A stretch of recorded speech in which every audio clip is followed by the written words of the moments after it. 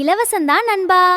வணக்கம் நண்பர்களே. இன்னைக்கு நாட்டின் 80வது சுதந்திர தின கொண்டாட்டம் நாடு முழுவதும் கொண்டாடப்பட்டது. குறிப்பா பல்வேறு கட்சிகள் அலுவலகத்துல இந்த சுதந்திர தினத்தை கொண்டாடினாங்க.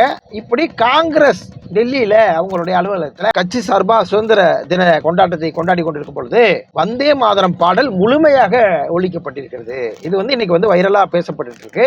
எப்பயுமே காங்கிரஸ் அலுவலகத்துல சுதந்திர தினம் கொண்டாடும் பொழுது முதல் 4 வரிகளை மட்டும் பாடிட்டு அந்த வந்தே மாதரம் நிறுத்தி வைக்கப்படும். மீதி வரிகளை அவங்க பாட மாட்டாங்க. அதே மாதிரி கேரளால வந்தே மாதரம் பாடல் முழுமையாக பாடப்படாது, இந்த ஜென்மத்தில் இது நடக்காது அப்படின்னு கேரளால சட்டமாவே கொண்டு வந்துட்டாங்க. காங்கிரஸ் ஆட்சி தான் நடக்குது கேரளால, ஆனா அங்க சட்டமா ஏற்றிருக்காங்க. ஆனால் டெல்லி தலைமை அலுவலகத்துல பாடல் முழுமையாக பாடப்பட்டிருக்கு.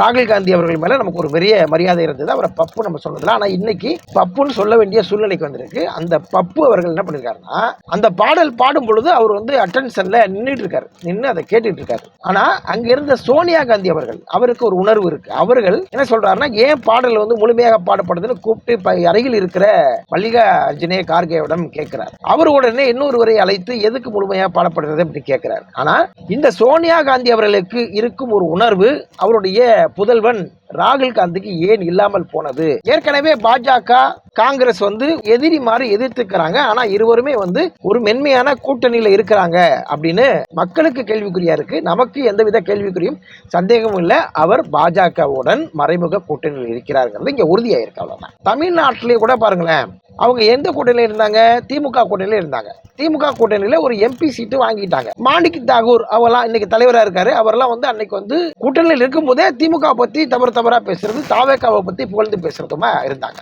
இப்படி உள்கட்சியில இருக்கிறவங்களே அங்க செய்யும் பொழுது அதை கண்டிக்காத ராகுல் காந்தி அவர்கள் தான். ஏன் கண்டிக்கல அப்படின்னா, இங்க திமுக தோற்கணுங்கிறதுல பாஜகவும் காங்கிரசும் ஒரே நிலைப்பாடுல இருந்ததுங்கிறதா உண்மை. அதனாலதான் கூட்டணியில் இருக்கும் பொழுதே ஒரு கூட்டணி கட்சியை பற்றியும் கூட்டணி தலைவர்களை பற்றியும் தவறா பேசினாங்க காங்கிரஸ்காரர்கள். தமிழ்நாட்டில் மட்டுமா நடக்குது அப்படின்னா, பெரும்பாலான மாநிலங்களிலும் இதே தான் நடக்கும். பாஜக அங்க ஆட்சியில் இருக்காது. காங்கிரஸ் கூட்டணியோட சேர்ந்து ஒரு ஆட்சி அமைச்சிருப்பாங்க. அந்த கூட்டணி கட்சி தலைவர் அங்க முதலமைச்சரா இருப்பார். இப்படி கூட்டணி கட்சி தலைவர் அங்க ஆட்சி அமைக்கும் பொழுது அடுத்து தேர்தல் வரும் இல்லையா, அப்போ இவங்க வேணும்னு என்ன பண்ணுவாரு ராகுல் காந்திங்கிறது அவர் தான் தலைமை. அவருடைய உத்தரவு இல்லாம எதுவும் நடக்காது.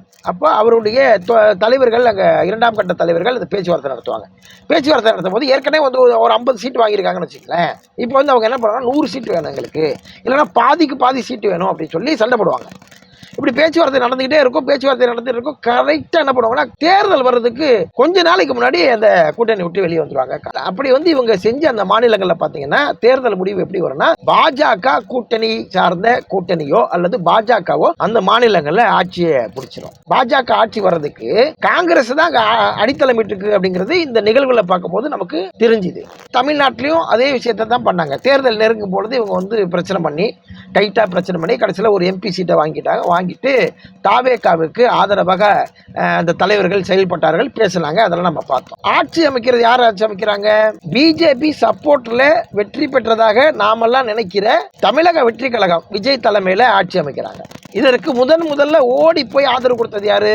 இதே காங்கிரஸ் தான். திமுகவிற்கு ஒரு நன்றி கூட சொல்லாம, திமுக தலைமையை சந்திக்கவே இல்லாம நேரடியா ஓடி போய் தாவேகாவுக்கு ஆதரவு கொடுத்தாங்க அப்படிங்கிற விஷயம் எல்லாம் நமக்கு தெரியும். இன்னைக்கு அதை தெளிவா வந்தே மாதரம் பாடல முழுமையா பாட வைத்து மறைமுக கூட்டணி பிஜேபி வச்சிருக்கிறாங்க அப்படிங்கிறது இங்க தெளிவா நமக்கு தெரிய ஆரம்பிச்சது. வந்தே மாதரம் பாடல் எங்க முழுமையா ஒழிக்கப்படுது?